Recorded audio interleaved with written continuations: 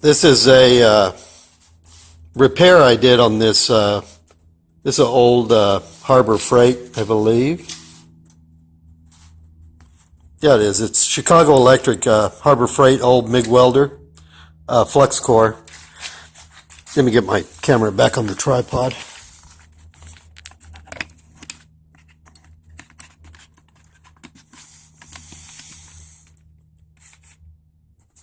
The wire feed unit on this and the circuit board up here that drives the motor was burnt up. This motor was burnt up. So this guy bought this at a yard sale. He didn't pay much for it. A replacement wire feed unit. They're, I don't know, like $35 I think on eBay, and it's a newer style than this one, like the ones they're using now. And then to find a motor replacement is wasn't too much success finding a replacement for this, and I don't know what RPM this turns anyway. But the other thing was the control board up here. Where's the original one? I got the original one here. This is the original driver board for that motor.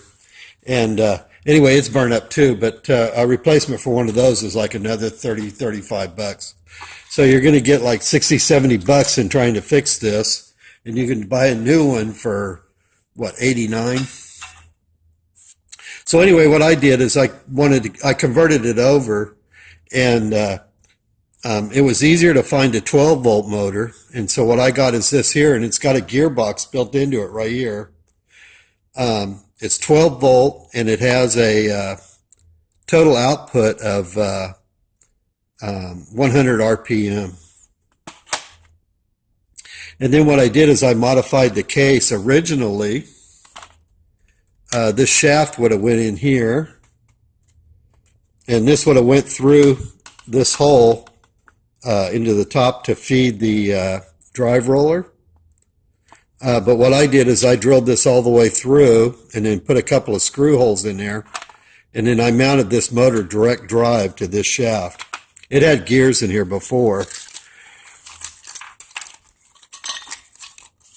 These are all the gears out of it, and this is the one that drove the final drive gear. Anyway, I took all that stuff out and I just put this in. And then I took the original one and I turned it down. Actually, I'm using it. I turned it over. So it had I'm thinking it had a shorter. This was shorter on one side than the other, so I turned it over so it worked better. And anyway, and then I drilled a hole in it, and I made a flat spot on it so it would index on the flat spot of this shaft on this motor. I drilled it. What I did is I cross-drilled and put a pin and welded it.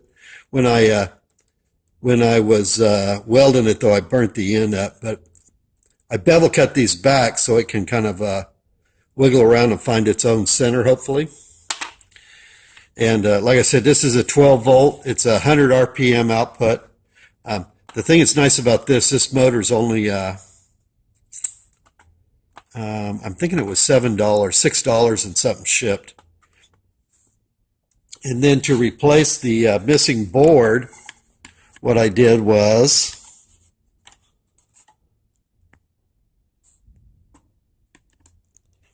this is a pulse width modulation board. They sell those on eBay, and they're good from, they work, I think, from 9 to 40 volts, and they're DC, so you have to feed them DC power. They're DC input and DC output. And then I put this as a power supply for it, and it is a 13 volt output, and it's DC. And then I just spliced a couple of wires where the wall plug would normally be, right here. I just soldered wires right to the plug. And then on the other side, where the power switch is, hang on, let me zoom out. On the other side where the power cord is, you just pull where the switch is, not where the power cord side is, but on the opposite side of the switch that gets shut on and off. You just put a couple of these in there, and that'll let you double up and put the extra 2 wires you need to run this. I don't think I showed that on any of my other. You can get these at like any auto supply house has them. Anyway, let me put this mess together and put it back in there. Or I'll put it together and show you what it looks like together. On this circuit board, these 2 wires go to the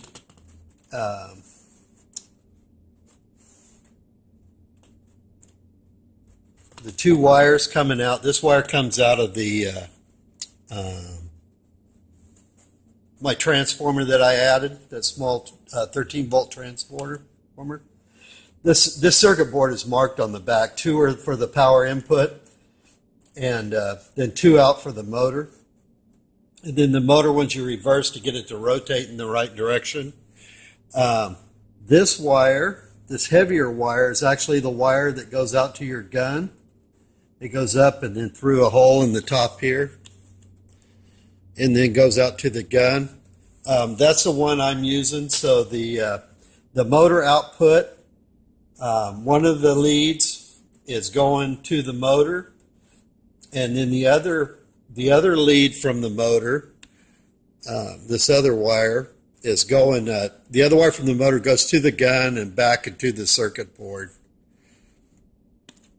So that's where I'm breaking it. I'm breaking my connection in the circuit at the gun for the motor, not for the power supply in the board. I don't know if it makes any difference which way you do it, but that's the way I did it, and it worked that way.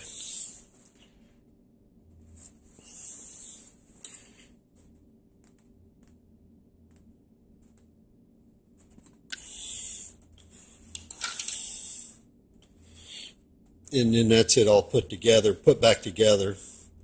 I did put a bushing in here to help support this. It had no bushing on the top, so it's actually supported somewhat on the top now. I'll go ahead and reinstall this.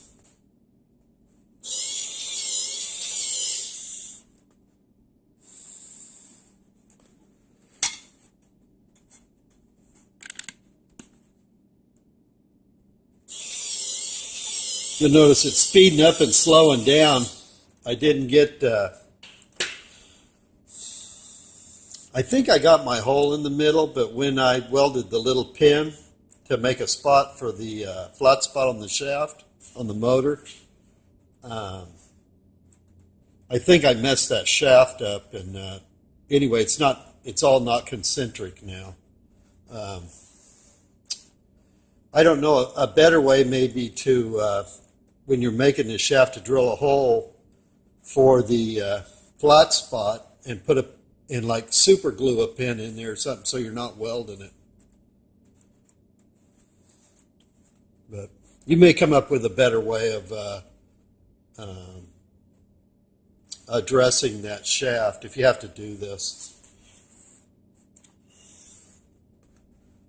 The real reason I made this video wasn't for, oh, my dog's going to bump the camera stand. Hang on, I got to put my dogs out. The real reason I wanted to bring this to your attention was replacing this board. I'm thinking if you've got